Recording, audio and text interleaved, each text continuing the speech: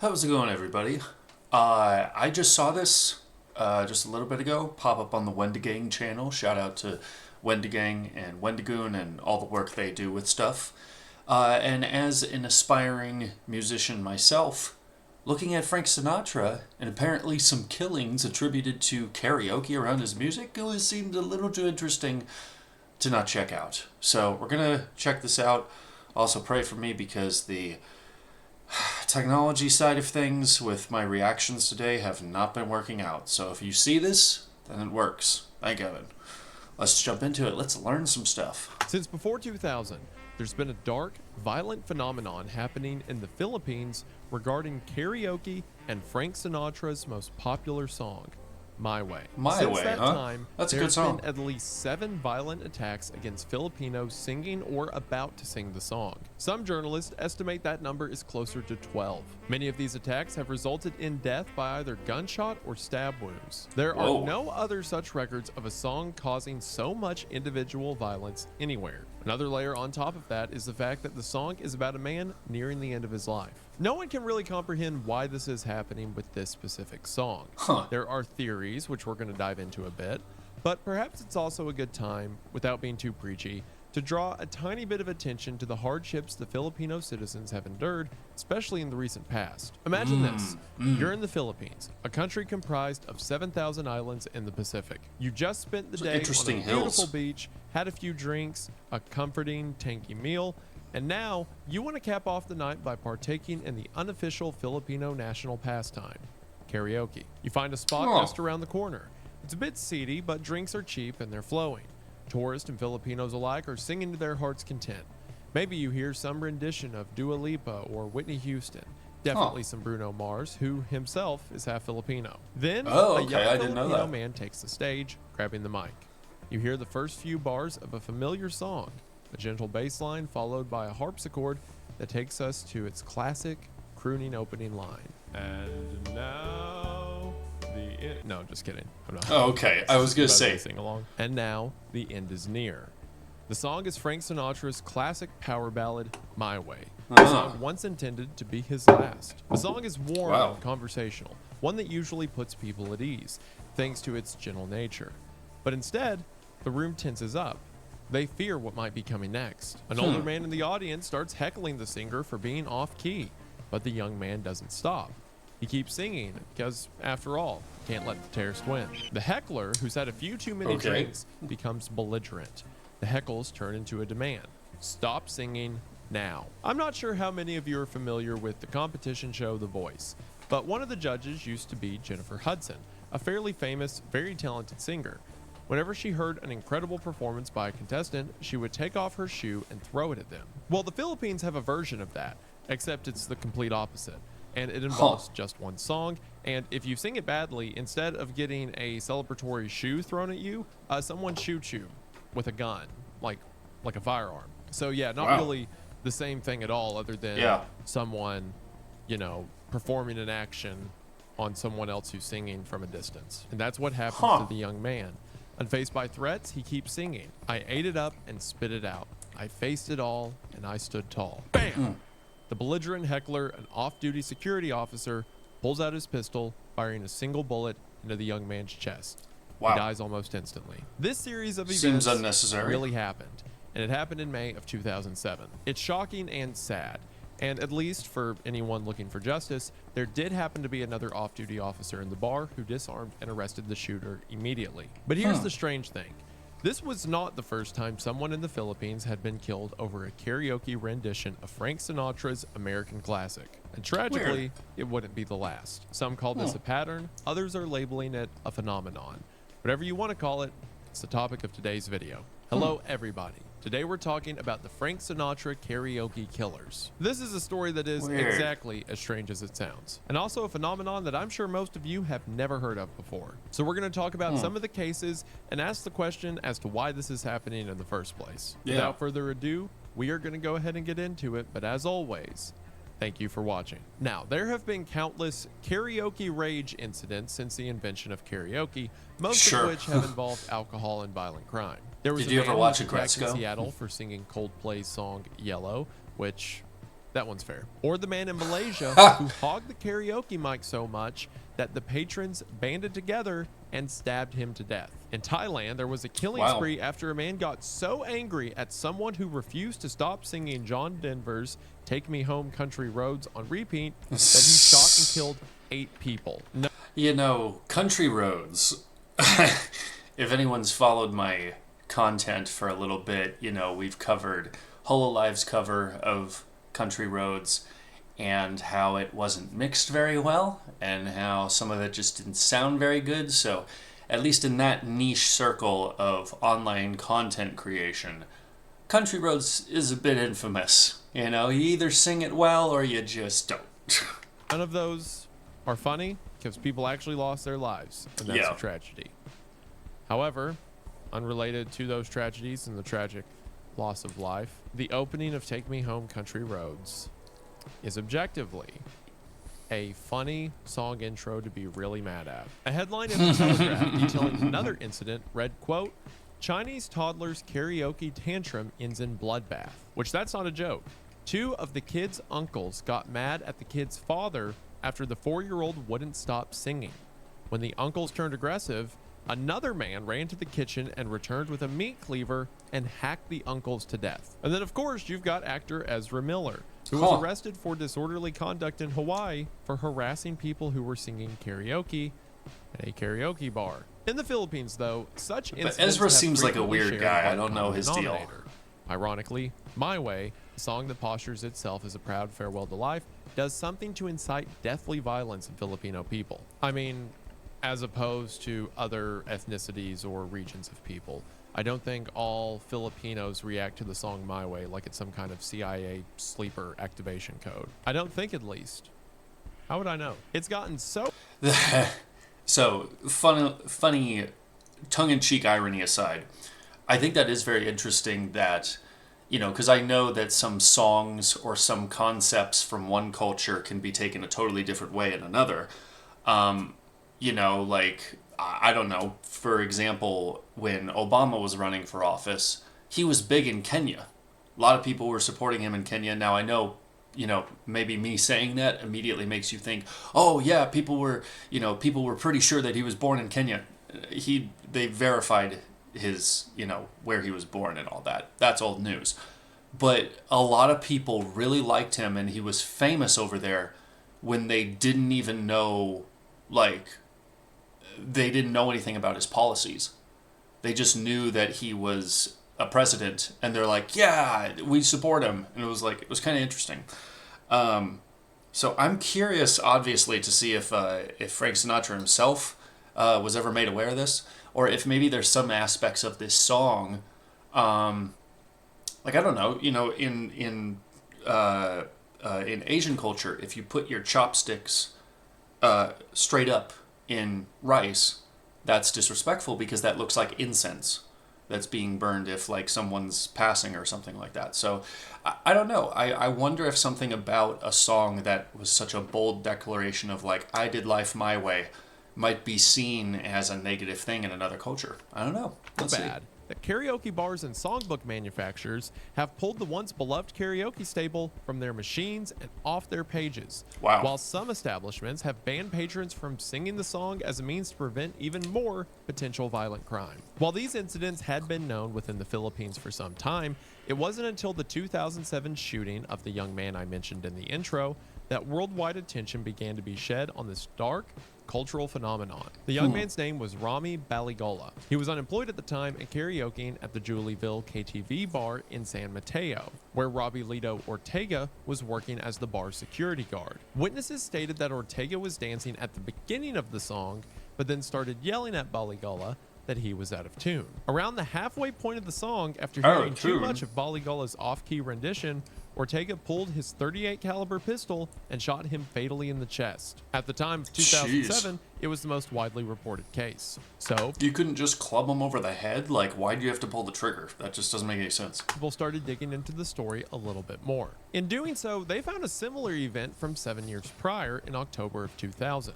In a suburb of the capital city of Manila at King's Videoke Bar. Just after midnight, 46-year-old Hermihilda Calleo was singing his version of the song to an audience of 6 people. One of these 6 people either hated it or hated him, stood up, and stabbed Kayeo multiple times. He was rushed to the hospital where he was pronounced dead on arrival. An article in the Philippine Star about Kayeo's death began with the words, quote, "Another man fell victim to the song My Way." But again, this was in 2000, and there are no homicide reports or articles available before this one that references My Way.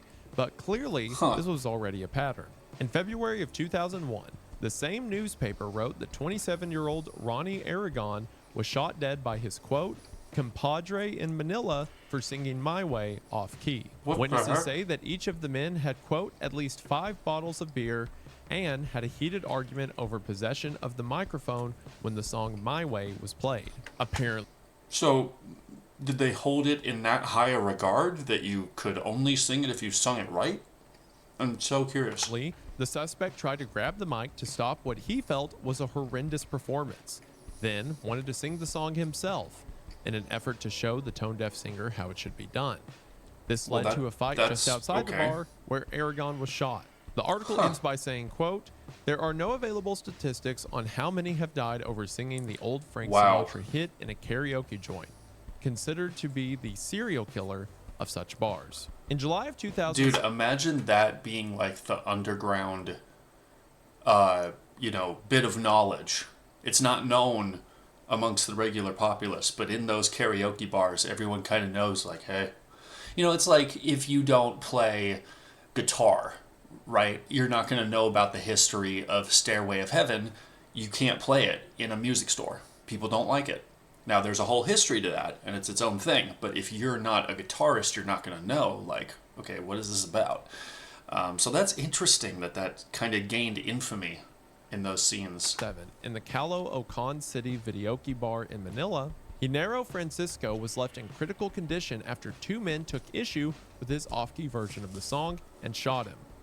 Also, I mean, at the end of the day, why can't you just learn to sing it better? I'm just saying. Like, it seems like that's the common factor. If people are reading the newspaper, it would be like, okay, I'm going to have to brush up on that song before I go out and perform it. Or you could just sing another song. That's so interesting to me. December of 2010, during a Christmas party, a village official was singing the song when men on a motorcycle drove by and fired at him and his aide. The aide fortunately survived, but the official did not. In August of 2014, a few drinking buddies were out singing karaoke when one of them was about to sing the Sinatra classic. But when the song started, the other buddies wanted to sing it instead. This resulted in an argument which lasted until they returned to their friend's home, where one was stabbed in the arm. The other was stabbed to death. Where is it also that people have all these knives on them?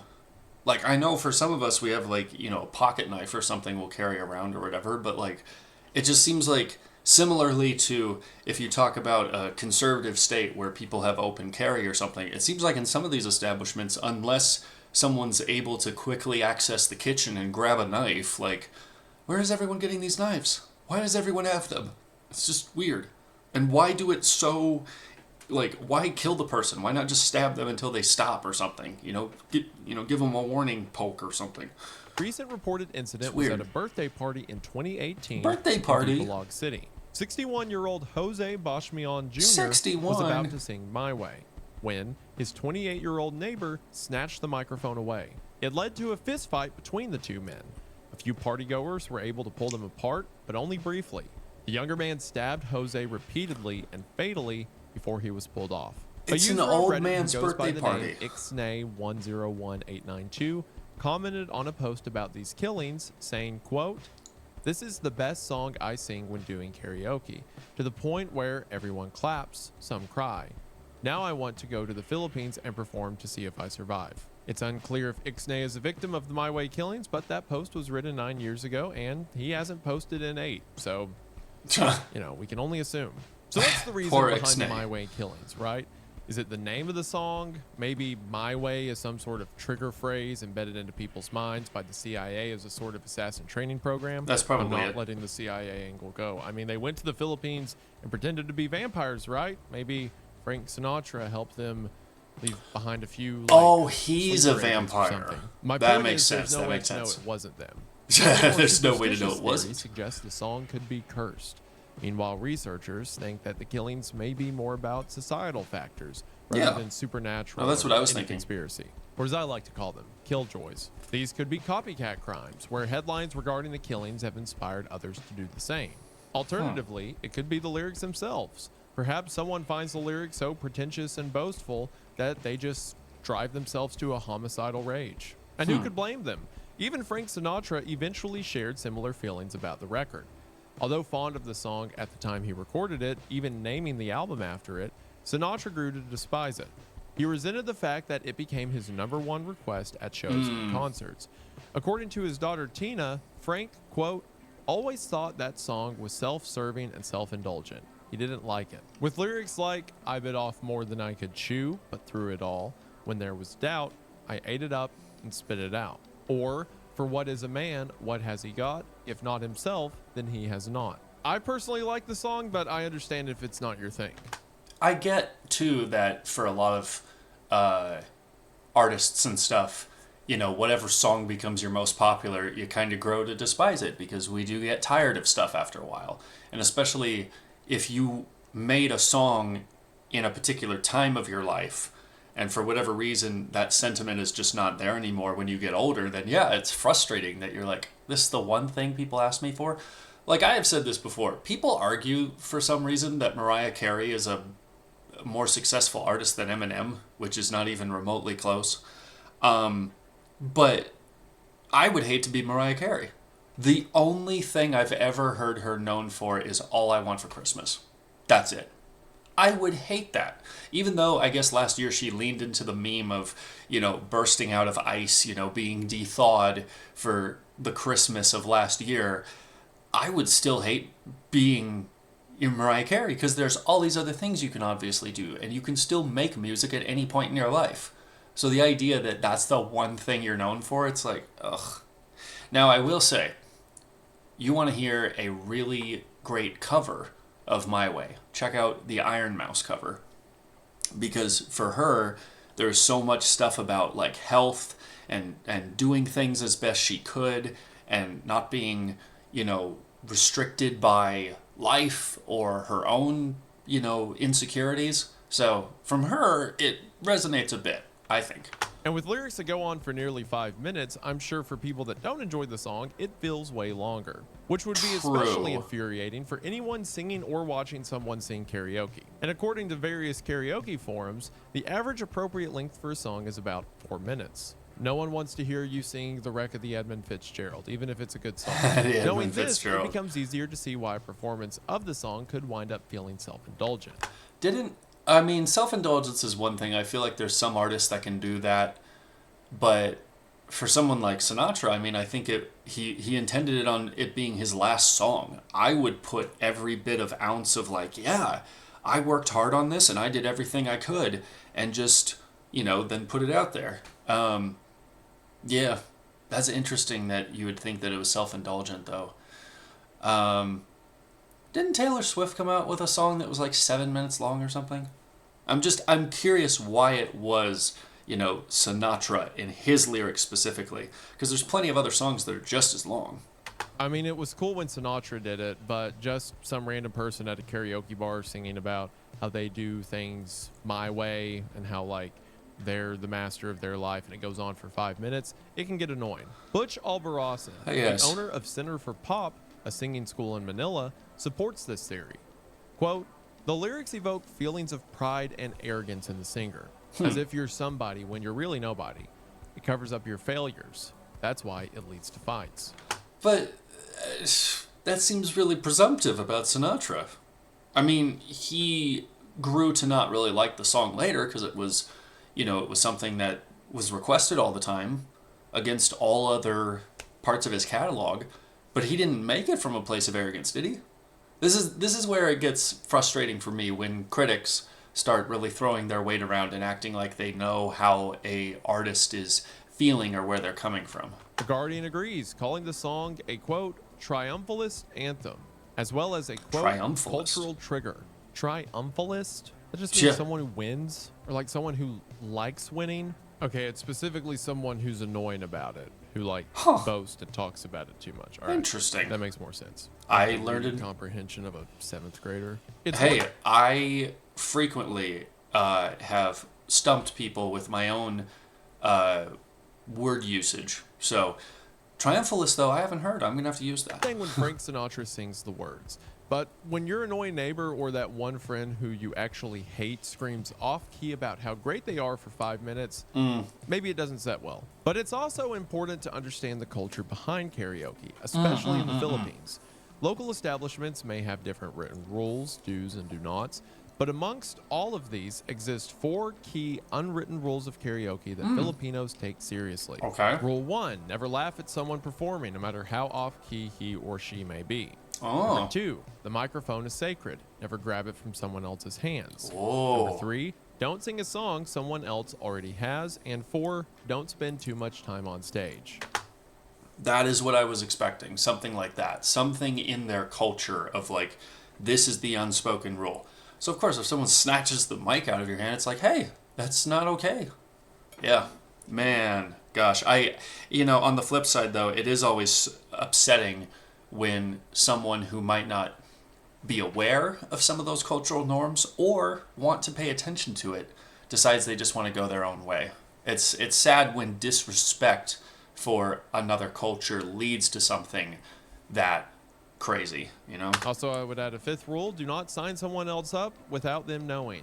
It's just not cool. The person gets really awkward and nobody has a good time except you. So don't be selfish. If you couldn't I feel like Wendigoon just did a self-insert there. Hunter, could you not sign me up for these, please? tell, Filipinos love karaoke.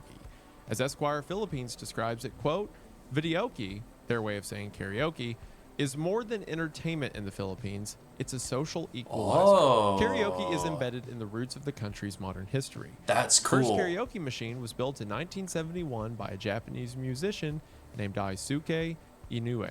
But Filipino inventor Roberto del Rosario actually holds the patent, developing the karaoke sing-along system in 1975.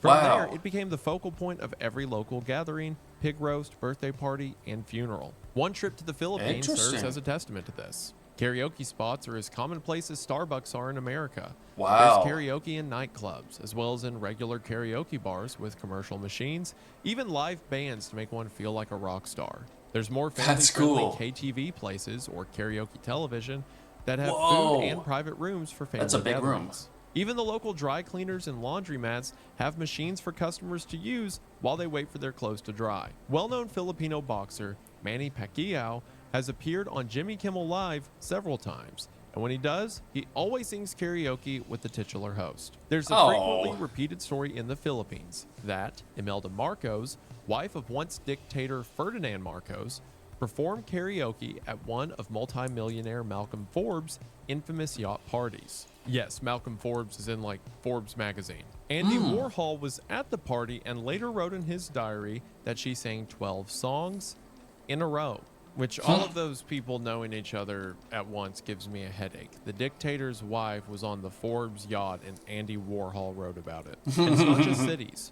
When Hanmaybeee, a travel writer, journeyed to a remote province of the country, she noted that even these small villages participated. That's Quote, fun. even though the area was plagued by frequent brownouts, the family living in the bamboo hut had a karaoke machine. My friend's little nephews were obsessed with Michael Jackson songs. This is an interesting thing to me, too. I was just watching a video between, I think, narrator and Special Ed from The Boys. Very funny duo. Well, their whole group is funny. But I love Eddie and narrator. They're very fun. And Eddie, who's Hispanic, was saying how much Michael Jackson is huge in Hispanic culture. Like, of course it is over here. That's where he was from, and that's where his music has been distributed. But, like, there were so many people, I guess, in Mexico that will impersonate Michael Jackson and sing his music, even if they don't know, and they'll, like, sing it in English. Even if they don't know all the pronunciations, it's like a thing down there. It's very interesting. So A karaoke machine in a bamboo hut. I respect the order of priority. And it makes sense that a pastime known for bringing drunken joy and fun to people around the world would be enjoyed to those in the Philippines, especially since Filipinos have a reputation for being benevolent people with a happy demeanor. There's even a common stereotype that many Filipinos become nurses, and about 4% of all registered nurses in the United States are Filipino. And in coastal 4% of all common stereotype or that 40. many Filipinos become nurses, and about 4% of all registered 4%. nurses in the United States are Filipino. And in coastal states like California, that number's closer to 20%. For most Now that I understand. I used to work in nursing in California. And yeah, there were so many guys there, men and women, that came from collectivist cultures. And I think what's cool about that, and it's one of the things I love about like Japan and places like that, is that there is such a family reverence. We take care of each other, and that kind of, you have a strong family, you have strong community. I don't think that's too hard to get into. So that's very interesting. I can understand that statistic. nurses, being nice and patient is a prerequisite. Oh, But despite yeah. this generality of kindness, obviously people are people. Sure. Not everyone from one culture is the exact same. Sure. Tragically, the history of the Philippines contains plenty of misfortune.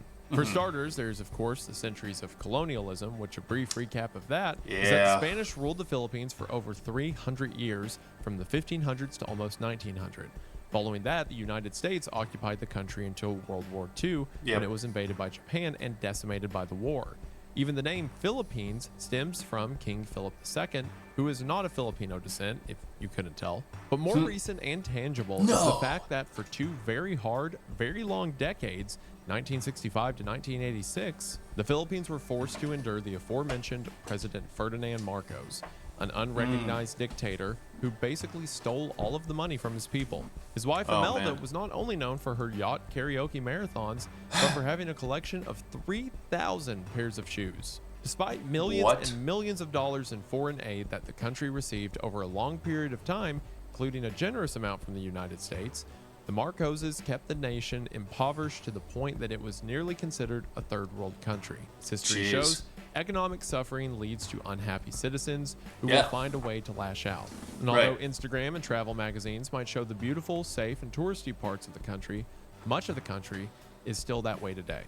And that's the same case with a lot of Asian cultures as well. You get, a lot of stuff in India that becomes the face for these wellness retreats and spiritual enlightenment places for a bunch of rich white people.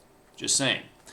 But then you look at the caste system, and you look at a lot of street foods, and you look at a lot of the tougher parts of the culture in India. You even get bands like Bloodywood, who we've talked about on this channel, where they are flat out honest with, like, this is how sometimes this culture is so destructive to its own people because it prioritizes this over this, or whatever. And it's a dog eat dog world, unfortunately. So yeah, it's kind of unfortunate that, as much as there might be some people who do travel stuff in an effort to show people more of the world, you don't really see all of that part of the world. Which, if you want to see some of the ways that Marcos came to power and how the country got in such a bad place in the first place, you can check out my video about how the CIA pretended to be vampires to assert dominance over the country. I was not kidding about that other. That is a thing that happened. Watch the video link in the description. On top of those struggles, I remember one of the country's watching that most a little recent bit ago. presidents, Rodrigo Duterte, declared a war on drugs where even small crimes were punishable by death.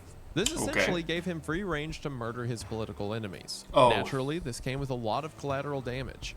HumanRightsWatch.org estimates that the quote-unquote war led to more than 12,000 Filipino deaths, of which at least 2,555 were by the Philippine National Police. Duterte left office in 2022. So, unfortunately, crime isn't a stranger there.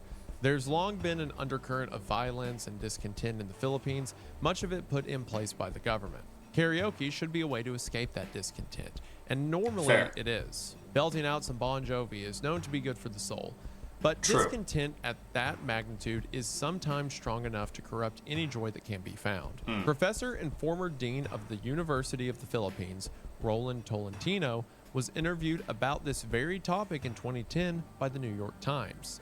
He states that, quote, "The Philippines is a very violent society. So karaoke only triggers what already exists here when certain social rules are broken. When you look at Oh. Sinatra's would-be swan song through that perspective, it starts to make sense why it can serve as a perfect vehicle for that trigger. Yeah. Interestingly, despite its extreme global popularity, Frank Sinatra's My Way peaked on the Billboard's top hit list at only 27 and never even cracked the top 10. However, it did Interesting. spend 75 weeks in the UK's top 40, a feat which still has not been broken by any song before or since. And that's where I feel like, frankly, a lot of the whole Billboard stuff and the way we prioritize first week sales and chart placements as kind of garbage. It holds no merit about the actual value of the product. Now, it's not to say that it's complete rubbish. I think the prioritization of it has to be this successful in order to be considered good is not true. But obviously, if it is on the charts, there has to be something from it that people enjoy, right?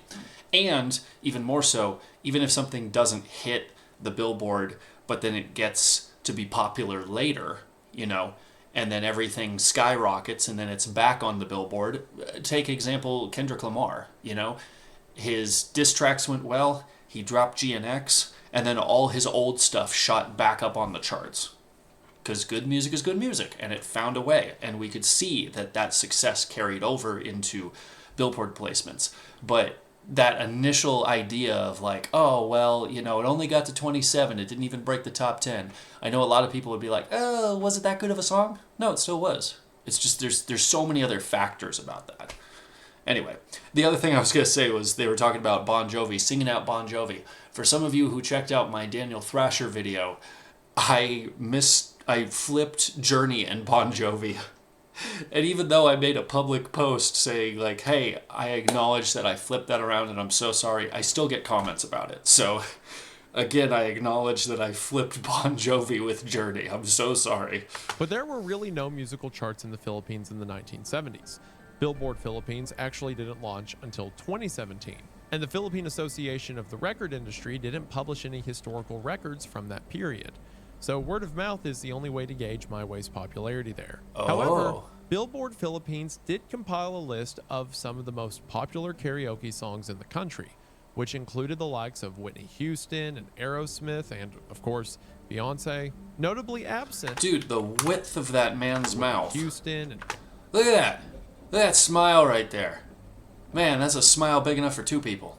Aerosmith and, of course, Beyonce. Notably absent, however, is Frank Sinatra. Really? When My Way was released in 1969, a feel-good song about taking blows on the chin but standing tall, Yeah. it resonated with a lot of Filipino people. Before it was Nice. removed from machines and banned from bars, My Way had taken hold of the country. Perhaps singing that song out loud to anyone who would listen expelled some demons, or at least made them feel part of a community. So they sang it a lot. But maybe they sang it too much, and at some point, perhaps a song with those lyrics no longer felt like the right tone, Interesting. given all that was happening around them. And eventually, that tone translated into the deadly phenomenon we have today. Despite our best guesses and available theories, members of the Philippines law enforcement aren't as quick to draw any one conclusion. They take things case by case, usually attributing the senseless violence to intoxication and easy access to weapons. Drunken men looking That's for what I was some gonna say, trouble, easy trying access. to let out some aggression, and finding the perfect excuse to do so. Uh. So what do you do if you're the Philippines? Well, in Australia, there's a tradition for any time that someone sings or plays the song Eagle Rock by Daddy Cool. Whether at a bar, a party, or a wedding, the tradition is that all the men, and sometimes women, drop their pants to their ankles and dance. That doesn't really help the whole Frank Sinatra thing in the Philippines. That's just something really weird Australians do, and someone else had to hear about it. So there's tradition. Thanks. As much as I love learning about other cultures, I didn't need to know that one. But it does make me wonder, okay, well, here my thought was that song might have promoted frustration or violence in and of itself. So then maybe if all of you have to drop your drawers down to your ankles, you're not going to be able to quickly get to a weapon or access anything on your belt, perhaps. So then that's why you are safe in that moment. But doing that at a wedding seems really funky. Similarly to how I've seen people, smack the groomsmen in the nuts right before they drive away in their car. Because somehow it's apparently valuable to be the last person to touch the groom's nuts before their wife does. This is a real thing I saw, and I was sitting there like, better not happen at my wedding or I'm going to punch somebody. Just saying. It's like that in the United States as well. Anytime someone sings Sweet Caroline, everyone's obligated to go bum, bum, bum, even though the bum is actually an instrument beat and never said in the song. Or being from East Tennessee, anytime you hear the song Rocky Top, after the lyrics good old Rocky Top, you have to woo. Those are normal, respectable ways to have karaoke traditions. The funny thing is, there's a song that I've heard play a lot, and it was the 1975 by a UK artist. And I had to wonder, because we were all thinking when they said, there were a couple lines that said, DJ, won't you play her that one song that talks about chocolate? And then there was that one song that talks about Caroline. And I know all of us US folks heard that and thought, oh, Sweet Caroline. But that's not it. I looked into it, and the guy who sang it, since he's from the UK, he wouldn't have been referencing, American music. There was a big song over there about chocolate, and then there's another song about a woman named Caroline. It has nothing to do with Sweet Caroline. So, the more you know. Not whatever godless shenanigans are happening in Australia. Yeah. Isn't about them. I should move on. But traditions take godless time. shenanigans. So now take them down. establishments in the Philippines are attempting to cancel the song from karaoke consciousness, deleting it from all of the machines and songbooks, and posting this as one of their written rules. My Way is not, under any circumstances, to be performed here. No Stairway to Heaven in the music stores. I get it. Once a song of happiness for a downtrodden community, the goal, it would appear, is to just pretend that the song no longer exists, which is kind of sad, having to abandon something you once loved. Ironically, the first original version of the song, written in French by Jacques Revaux, was about a couple once in love falling out of it. Despite what Sinatra's version of the song may say, given all the violence the country has endured, this doesn't seem like the time to face it all and stand tall. The right to drunkenly belt a 60s power ballad for 5 minutes, unfortunately, may not be the hill you want to die on. Literally. That is, of course, unless you're Reddit user Ixnay101892. Yes. Justice for Ixnay. Brother. And that is it for the Sinatra Justice for karaoke killings. I hope he's okay. I think it may just be one of those things where, since it was a popular song, and since it's kind of a song about being kicked while you're down and then standing back up, I think it's likely more of a correlation than a causation. People who had fallen on hard times and were in high crime areas would sing it to feel better, but they were also in public in high crime areas during hard times. Regardless, it's interesting that this is widely known as it is, and even led to multiple bars just banning the song. So since I found it cool, I wanted to share it with you, and hopefully you think it's cool as well. And we just want to say it is very, very cool. Thank you for watching. We really appreciate the support over here. It's so cool to put a team together to make videos at a quicker rate than what I was doing over on the main channel, and to see you guys show up in droves, it really does mean the world. To profess how supportive you guys have been, there's apparently been an issue with YouTube recently, either because YouTube's like getting rid of botted views or messing with like ad blockers on PCs. I can't get a straight answer from anyone who works there, but there's some issue that views are down across the platform. And okay, so I think we're just going into the thanks for the channel and everything, which is awesome. Glad that he's doing successful on this other platform. On his other channel, I mean. That's really neat. Well, this was interesting. I was just very curious. I saw this and was like, I should do a video on this. I love music. I love little phenomena about music and its popularity, and especially when you look at the culture of how a lot of music is very influential and interesting. I just wanted to look at this, so you guys tell me your thoughts in the comments. If you've never heard of Wendigoon or checked out the Wendigang channel or his Wendigoon channel, he does a lot of really cool video essay type stuff like this that I think you would enjoy if you're a nerd for that like me. So link to this is going to be in the description. Support this guy if you enjoyed the video.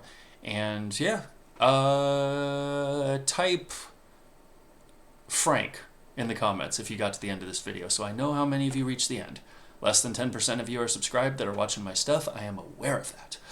And anyway, I will see you guys next time. Thanks for watching.